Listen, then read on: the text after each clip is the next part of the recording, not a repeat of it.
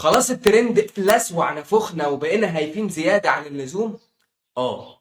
اه الشارع اللي وراه بقينا بنكبر الصغير ونعليه ونعمل له قيمة ونصغر الكبير ونزقل الشجرة المثمرة دي بالطوب ونقذفها بالحجارة، وفي الآخر نزعل ونقول هي الشجرة المثمرة دي ملهاش حق في البلد ليه؟ اه الشارع اللي وراه بقى عندنا كمية لا مبالاة رهيبة وتنشنة وبقينا بنتنشن على بعض في أتفه الأسباب.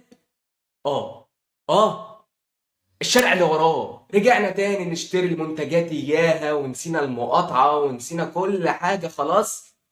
اه اه الشارع اللي وراه، بس عايز اقول لك يا صديقي قبل الشارع اللي وراه في ناصية خش فيها هتلاقي على يمينك بعد مطعم حمد تلوث اللي حمره واللي شواه واحدة ست منهارة من العياط وقاعدة تبكي على عيالها اللي اتقتلوا بدم بارد وبتقول يا ولداه. كل يوم صواريخ وقذائف بتترمي من الخنزير اياه، وكله مغمى عينه يا صاحبي او عامل نفسه مغمى عينه، ولا حد عارف ايه حكاية الصاروخ ومين اللي رماه. يا عم فكك من الكلام ده، خلينا في الحفلات والرقص والهيصة وعمرو دياب فين الآن. ودينا كلنا يا ريس بنضحك ونهزر وننبسط على ترند الشارع اللي وراه.